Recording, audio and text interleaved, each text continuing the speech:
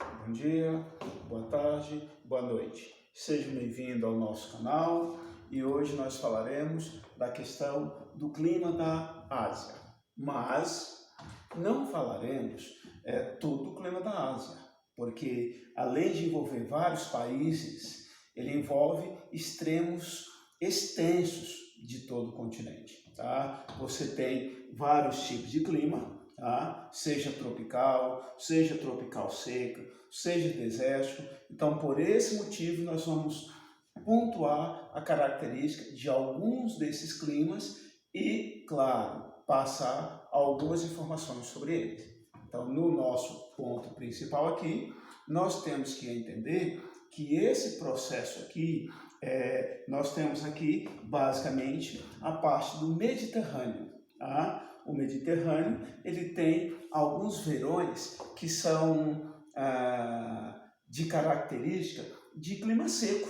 Tá? O que significa dizer clima seco? Quer dizer que tem baixa umidade, quer dizer que tem uma temperatura elevada, quer dizer que essas condições são, vamos dizer, até agressivas para a parte da população que está lá. Além disso, nós temos também os invernos que são amenos, embora mais chuvosos.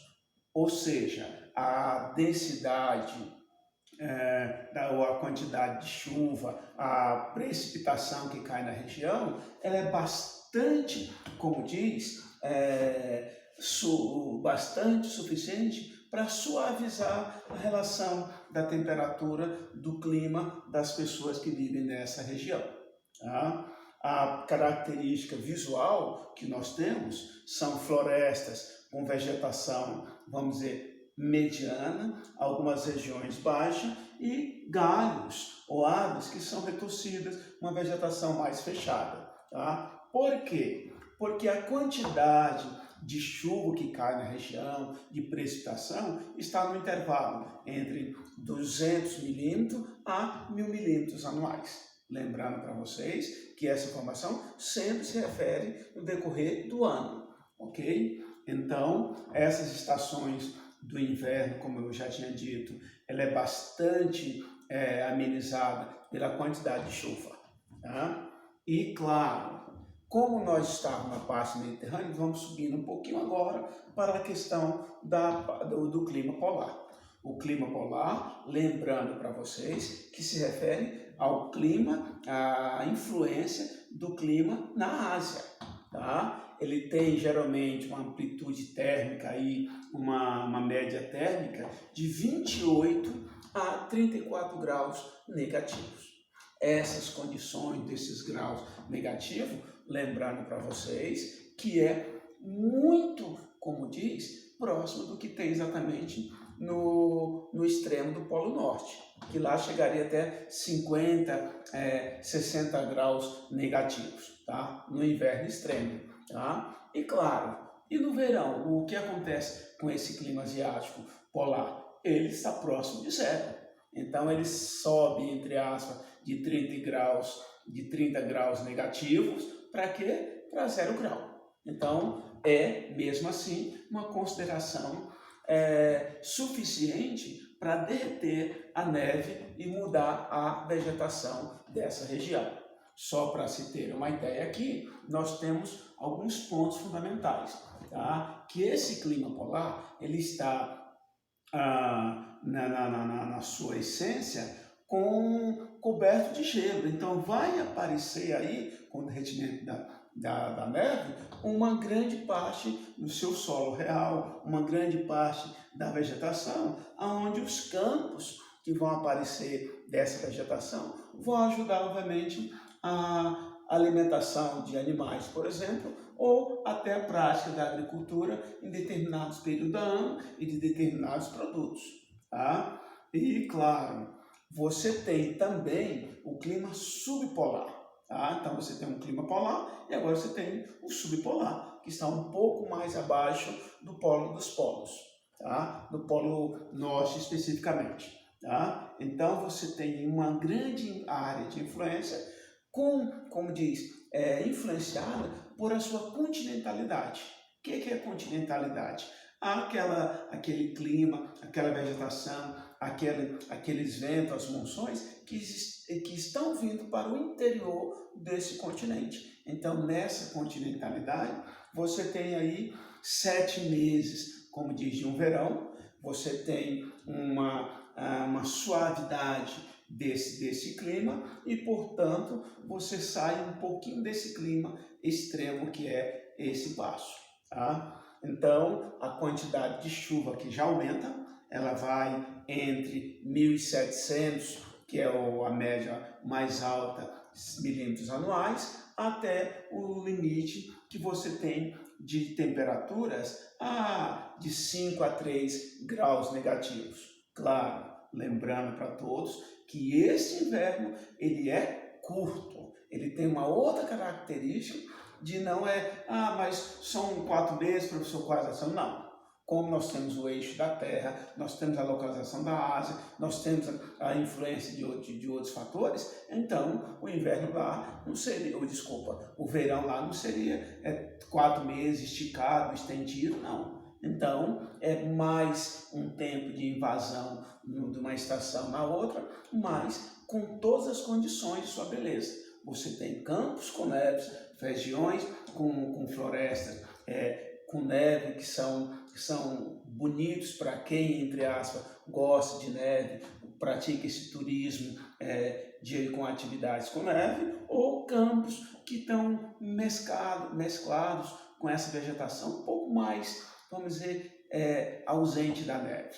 Tá? Então, com relação ao clima árido, lembrando para vocês o que é árido. Árido é que ele está exatamente numa condição muito simples. Tá? Ela tem uma aridez no mar, ele é seco, ele não é seco no sentido de não ter nada. Tá? É árido no sentido de pegar alguns pontos e ter poucas regiões de chuva.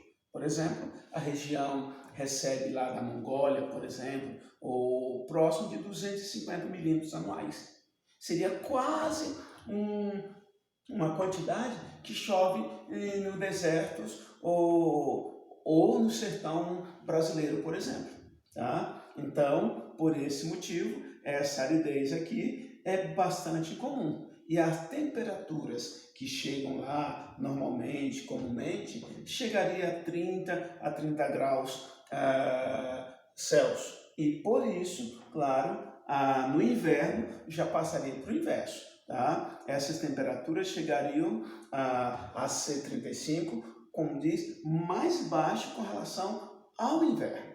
Tá? Então, com relação ao continente asiático, você também tem uma grande parte dessa região que sofre as monções dos ventos, que é exatamente a questão do clima temperado. Tá? Esse clima temperado, ele tem as temperaturas térmicas mais amenas, por isso que ele diz temperado, nem quente e nem frio. Então, esse tempero que dá nessas estações, ele se dá principalmente por causa das precipitações. Lembrando para vocês que essas precipitações significam chuva, ou seja, a água foi evaporando, se concentrando nas nuvens, pesou naquela nuvem e ela se precipita, ou seja, ela cai em quê? Em forma de chuva. Então, essas precipitações no continente causam uma grande quantidade de chuva nessa região, amenizando ou temperando esse clima. Tá? Então, você tem também a questão do clima tropical, aonde esse clima tropical, aí já sabe, está na linha tropical, está entre a região da linha tropical. Se fosse em paralelo, poderia ter um pouquinho de traço com a linha tropical do Brasil. Tá?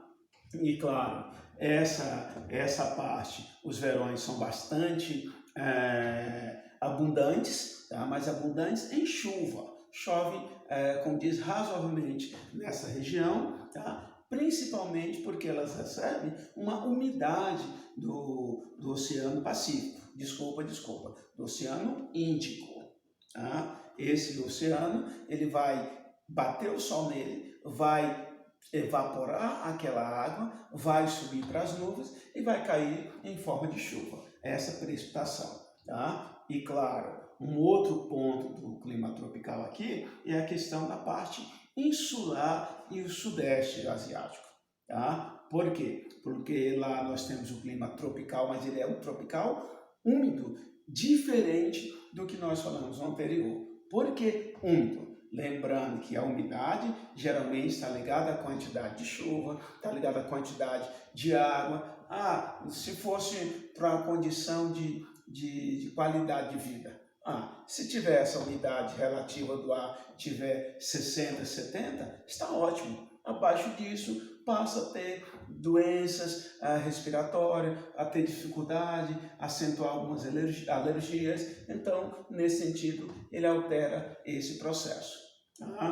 E claro, esse momento principal aqui, você tem uma floresta que é, como diz, você imagina que está na sombra, que você tem uma umidade relativa, mas ela também causa uma transpiração orgânica acentuada. Tá? Então é um calor que engana, você transpira, biologicamente você perde muito líquido nessa região. Tá? E claro, o clima subtropical nós temos não só nesses países, mas centradamente na parte do Japão, que é a parte, como diz, do leste da Ásia, e ao mesmo tempo ele vai também atingir parte da Índia, que está um pouco mais aqui na parte central. E a China, que está um pouco mais aqui embaixo, tá? Na parte sul. Então, o que acontece com esse região subtropical? Você tem aí os verões chuvosos. Tá? Então, também vai ter uma grande quantidade de chuvas nessa região. Tá? Mas esses verões chuvosos, eles suavizam e, claro, melhora esse clima para a população, para a prática da agricultura e para outras organizações. E também nós temos aqui os climas que são vindos do oceano, das monções, dos ventos, fenômenos, ou seja, com alta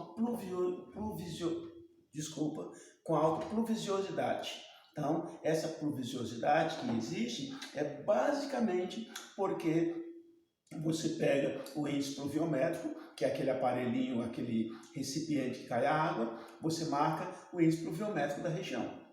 Então, você vai ter essas condições favoráveis nessa região que nós estamos citando aqui, ok? Sem mais para o momento, nós vamos levar bons estudos para vocês e temos sempre uma boa competência.